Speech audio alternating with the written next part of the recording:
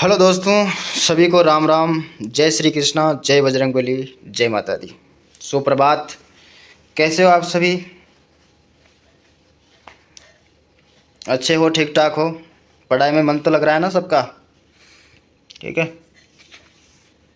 तो अपन बात कर रहे थे लोक देवताओं की। ठीक है, लोक देवताओं की कर रहे हैं ना, तो लोक देवता पढ़ रहे हैं अपन। तो लोक देवताओं का आज ये दूसरा सेशन है और आज लोक देवता समाप्त नहीं होंगे, कल वाली क्लास में समाप्त हो जाएंगे। ठीक है। तो अपन 3 लोक देवता पढ़ चुके हैं और चौथा जो लोक देवता है वो है मेहाजी। ठीक है। तो दोस्तों, क्या है, ये पीडीएफ जो है आपको नोट्स के लिए अवेलेबल कराई गई है। ठीक है। वैसे इनकी सबकी अपनी अपनी कहानियाँ हैं सभी लोक देवताओं की, लेकिन मैं कहानियाँ आपको नहीं पढ़ाऊँगा और जहाँ हो सके, संभव हो सके, मैं थोड़ा बहुत करूँगा कोशिश। बाकी कहानियों में क्या है कि समय बहुत जाता है और मैं ये क्या कि रिवाइंड के लिए बना रहा हूँ। ठीक है, कि रिवीजन हो जाए, इस वजह से मैं ये बना रहा हूँ। ठीक है। और हाँ, अगर किसी को पीडीएफ में कोई चीज़ समझ में नहीं आ रही हो या फिर कहीं दिक्कत आ रही हो तो मुझे कमेंट करके बोल सकता है, बता सकता है। अगर कोई अदर चीज़ आपको चाहिए कि मुझे इसका ये चाहिए, इसका वो मैटर चाहिए, तो मैं उसकी कोशिश करूँगा, जहाँ तक पॉसिबल है मैं कोशिश करूँगा कि वो चीज़ आपको अवेलेबल हो सके। ठीक है। और जैसे कि ये जो नोट्स हैं, देखो आपको ऐसे कैसे लिख लेना है।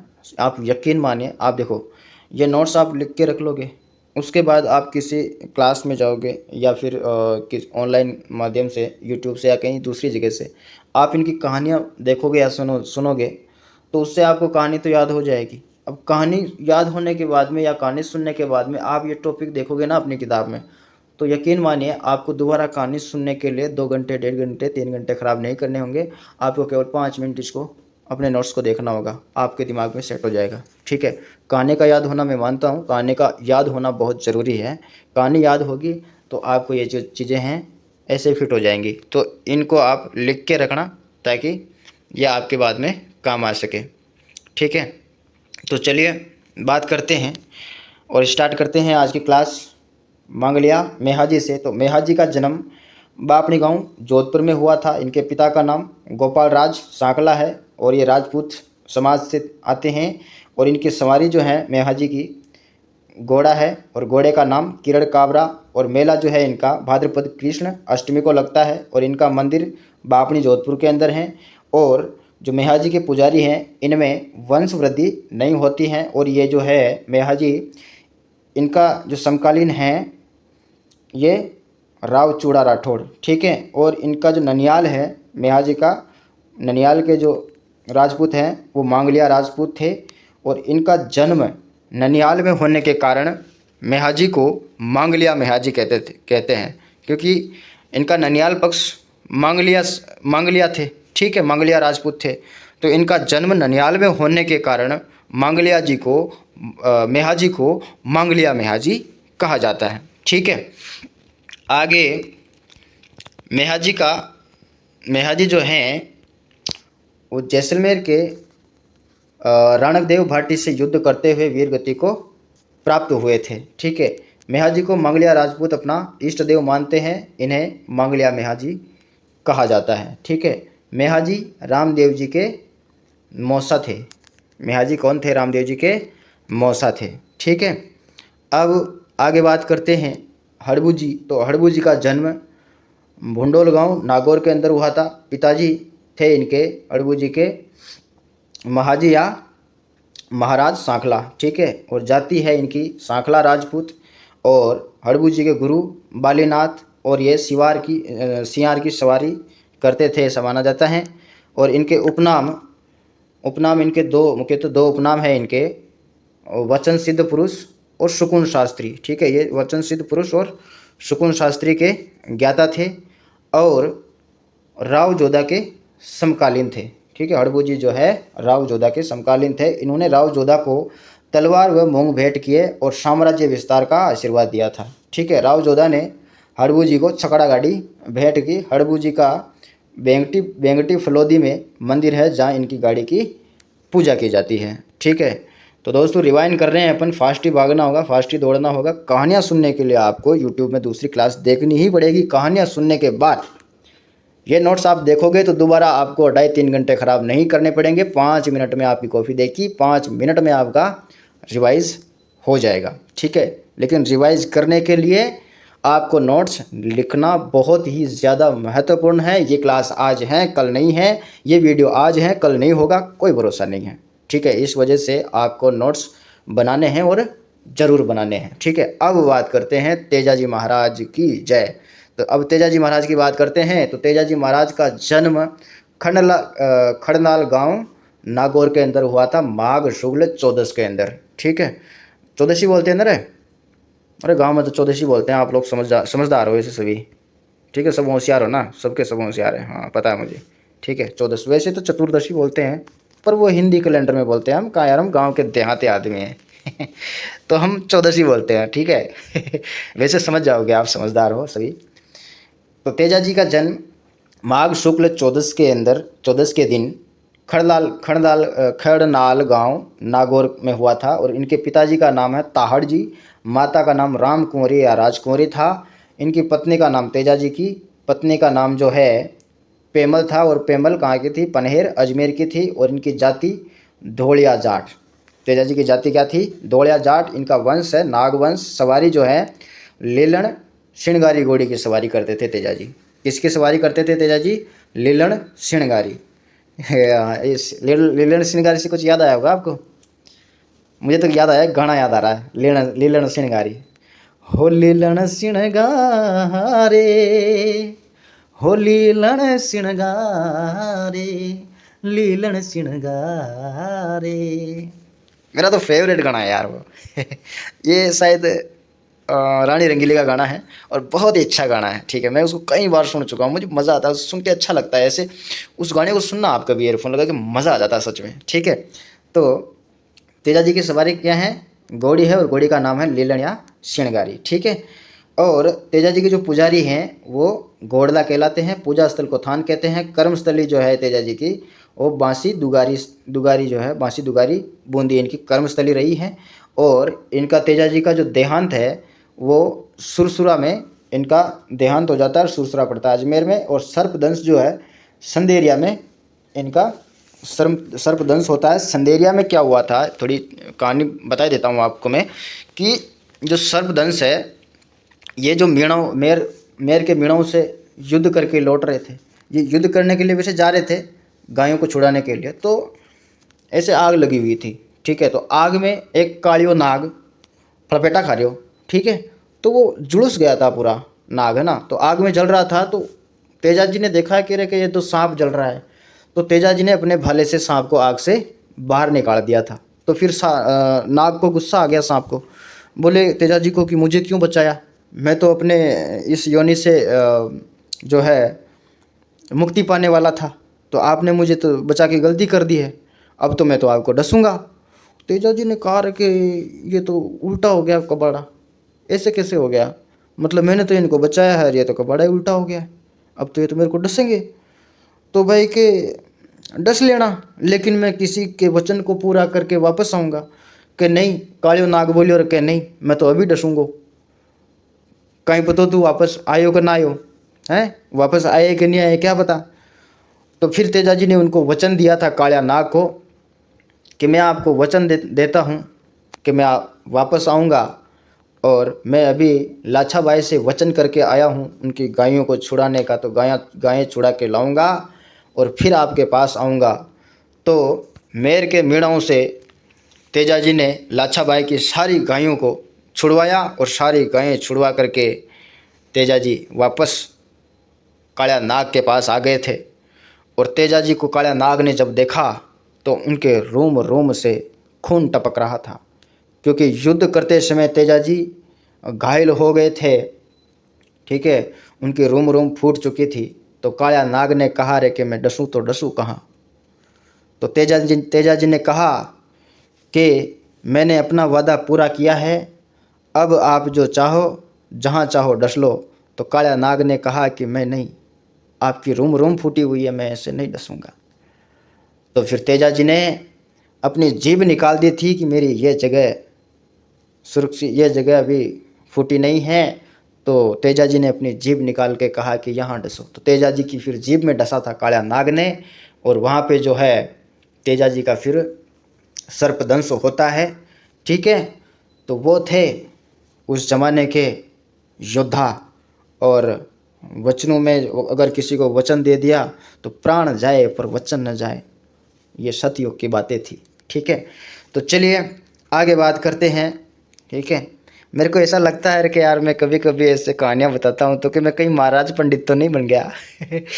मज़ा आता है सच में कहानियाँ सुनने में और सुनाने में। ठीक है, पर मैं ऐसा नहीं है।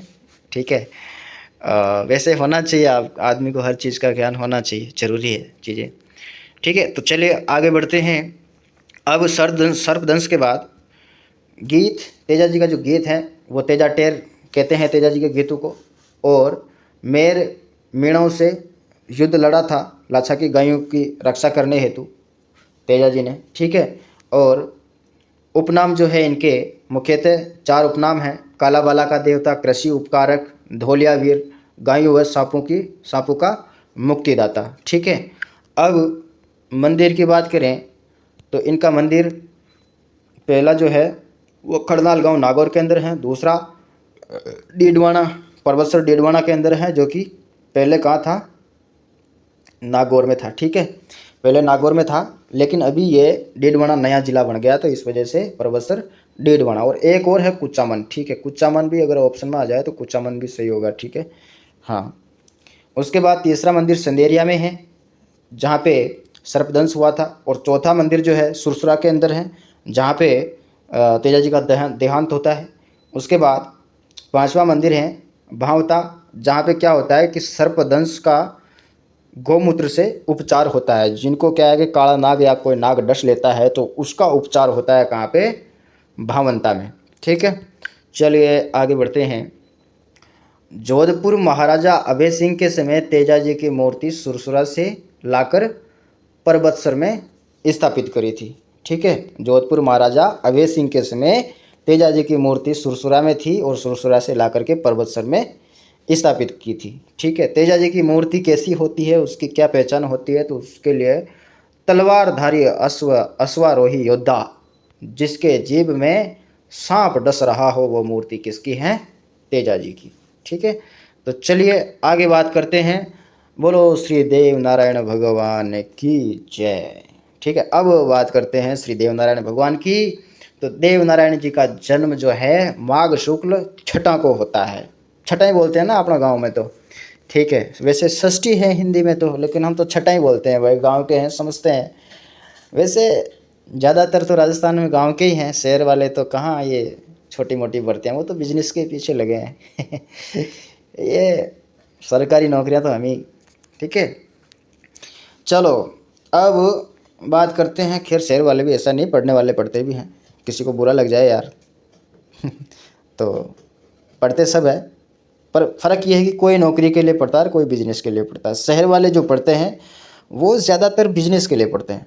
ठीक है, अच्छी कंपनी में, आईटी कंपनी में जॉब पाने के लिए या विदेश में कहीं जाने के लिए। ठीक है, तो अधिकतर जो शहर वाले जो पढ़ते हैं वो बिजनेस के लिए पढ़ते हैं, प्राइवेट जॉब के लिए पढ़ते हैं। और जो गांव वाले पढ़ते हैं उनका एक टारगेट होता है कि मेरे को आर्मी में जाना है, मेरे को पुलिस में जाना है, मेरे को पटवारी बनना है, मेरे को मास्टर बनना है, मेरे को पशु परिचर बनना है, या फिर सचिव बनना है। ऐसे कुछ गांव वालों का एक फिक्स टारगेट होता है। और कईयों का तो कोई टारगेट ही नहीं होता है कि जो भर्ती आई उसमें फॉर्म भर दिया, जो भर्ती आए, कोई सी भी भर्ती आ जाए बस सब अपनी, जो भर्ती निकले सब में फॉर्म भर देते हैं। तो गांव वालों का बस एक फिक्स होता है कि भैया करनी है तो सरकारी नौकरी करनी है, नहीं तो कुछ नहीं करना है। ठीक है, तो चलिए आगे बात करते हैं। देव नारायण जी का मूल नाम, तो इनका मूल नाम था उदय सिंह, और इनके पिताजी का नाम सवाई भोज, माता सेंडू खटाणी। ठीक है, इनको सेंडू खटाणी इनका सही नाम है, सेंडू खटाणी। अपन साडू माता बोलते हैं उनको, देव नारायण जी की माता को, लेकिन इनका सही नाम क्या है, शेडू खटाणी। ठीक है, पत्नी का नाम पीपल देव, जाति बगड़ावत गुज्जर, अवतार विष्णु का अवतार माना जाता है देव नारायण जी को। और इनकी सवारी जो है, इनका घोड़ा है लालीधर घोड़ा। ठीक है, सॉरी लीलाधर घोड़ा है, इनकी सवारी है। देव नारायण की शिक्षा दीक्षा जो है वो देवास मध्य प्रदेश में हुई, और इनके उपनाम हैं पशु उपचारक और आयुर्वेदाचार्य। ठीक है, इनके 2 उपनाम हैं, पशु उपचारक और वेदाचार्य। ठीक है। देवनारायण जी जो हैं इनकी पूजा ईटू की पूजा की जाती है इनके स्थान में, और इनके जो भोग लगाया जाता है वो छाछ राबड़ी का भोग लगाया जाता है, और मेला इनका बढ़ता है सवाई भोज मेला। समाधि जो है इनकी देवमाड़ी ब्यावर के अंदर समाधि है, जहाँ पे भाद्रपद शुक्ल सप्तमी को इनका मेला भरता है। औषधि है नीम। आराध्य देव जो है गुज्जर जाति के हैं, और गुहिल वंश राणा शाखा सिसोदिया शाखा राणा सांगा के जो है आराध्य देव हैं। ठीक है। और राणा सांगा ने इनका फिर मंदिर भी बनवाया था चित्तौड़गढ़ के अंदर। ठीक है। देव डूंगरी में, है ना। तो आराध्य देव किसके हैं? गुज्जर जाति के और राणा सांगा के। ठीक है। उपचार, देवनारायण जी पशुओं का उपचार किया करते थे। अब मंदिरों की बात करते हैं तो इनका एक मंदिर आसिंद में है और एक मालाश्री डूंगरी में। ठीक है। और ये कहाँ पड़ता है? भीलवाड़ा के अंदर। आसिंद और मालाश्री जो है भीलवाड़ा के अंदर आता है। और तीसरा मंदिर जो है देवमाड़ी, ये ब्यावर के अंदर है, और देवधाम निवाई टोक के अंदर आता है, और देव डूंगरी जो है चित्तौड़गढ़ में आता है। ठीक है। अब बात करते हैं फड़ की। तो देवनारायण जी की जो फड़ है वो सबसे बड़ी, वो सबसे लंबी फड़ है। सबसे ज़्यादा समय लगता है इनकी फड़ पहुँचने में। यहाँ पे बड़ी हो गया, यहाँ पे बड़ी नहीं है, लंबी है। ठीक है। तो देवनारायण जी की जो फड़ है वो सबसे बड़ी, वह सबसे लंबी फड़ है। इनका वाचन जब करते हैं तो इसमें जंत्र वाद्य यंत्र बजाया जाता है, और इसका भोपा जो है बगड़ावत गुर्जर होता है। और देवनारायण जी का टिकट जारी हुआ था 2 सितंबर 1992 में, और 5 रुपये का टिकट जारी हुआ था। ठीक है। देवनारायण जी का टिकट कब जारी हुआ था? देवनारायण जी के नाम से टिकट जारी हुआ था 2 सितंबर 1992 के अंदर, 5 रुपये का टिकट जारी हुआ था। ठीक है। देवनारायण जी ने निवाय के राजा दुर्जन साल की हत्या करके अपने पूर्वजों की हत्या का बदला लिया, और अपने भाई मेहंदू को निवाय का राजा बनाया। अतः देवनारायण जी देवनारायण जी को जो है राज्य क्रांति का जनक कहा जाता है। क्या कहा जाता है? देवनारायण जी को राज्य क्रांति का जनक कहा जाता है। ठीक है। उसके बाद बात करें तो देवनारायण जी जो है सांगा ने इनकी देवनारायण जी का मंदिर बनाया था देव डूंगरी के अंदर। नोट लिखिए, राजस्थान सरकार ने वर्ष 2023 ईस्वी में पहली बार देवनारायण जयंती का राजकीय अवकाश घोषित किया था। ठीक है। कब किया था? वर्ष 2023 में माघ शुक्ल षष्ठी को। ठीक है। राजस्थान सरकार ने पहली बार देवनारायण जयंती पर राजकीय अवकाश घोषित किया था। ठीक है। पहली बार राजस्थान सरकार छुट्टी रखी। ठीक है। और आधा दिन की छुट्टी रखी थी। ठीक है। आपको पता होना चाहिए, आधे दिन स्कूल चली थी, आधे दिन छुट्टी कर दी थी, यानी कि आधे दिन का अवकाश किया था। कब किया था? जब मालाश्री डूंगरी में अपने भारत के माननीय प्रधानमंत्री श्री नरेंद्र मोदी जब मालाश्री डूंगरी आए थे, तो वो देवनारायण जयंती के दिन मालाश्री डूंगरी आए थे, और उस दिन राजस्थान सरकार ने पहली बार देवनारायण जयंती पर राजकीय अवकाश घोषित किया था। ठीक है। ये बेसिक बातें आपको ऐसे याद होनी चाहिए, अखबार तो पढ़ते नहीं हो। ठीक है। मेरे से बुलवा रहे हो। चलो खैर, जोक से पाठ। देवधाम जोधपुरिया को बगड़ावतों का गांव कहा जाता है। देवधाम जोधपुरिया को बगड़ावतों का गांव कहा जाता है। और इसी के साथ आज का सेशन होता है समाप्त। अब कल करेंगे आगे वाले लोक देवता, और कल अपने जो है लोक देवता समाप्त होने चाहिए या हो जाएंगे। कोशिश करेंगे कल वाली क्लास में अपन लोक देवताओं वाला जो चैप्टर है वो एंड कर लेंगे। ठीक है। तो अगर हाँ, एक और बात, अगर किसी को पीडीएफ में कोई समस्या हो, या किसी को पीडीएफ अगर मान लो आप मेहनत, मुझे पता है मेहनत कोई करना ही नहीं चाहता आज के टाइम में, सीधा हलवा चाहिए लोगों को। ठीक है। अगर पीडीएफ वैसे भी चाहिए तो मैं वैसे भी आपको टेलीग्राम या किसी भी माध्यम से आपको टेलीग्राम अवेलेबल करवा दूंगा। ठीक है। लेकिन आप कोशिश करना कि यूट्यूब से आप लिखें, अपने हाथों से लिखें, तो उसका एक अलग मज़ा। बाकी मैं ऐसे भी आपको अवेलेबल करा दूंगा, कोई दिक्कत नहीं है, टेलीग्राम या व्हाट्सएप के माध्यम से। ठीक है। तो चलिए मिलते हैं अगली क्लास में, तब तक के लिए जय हिंद, जय भारत, राम राम, थैंक यू।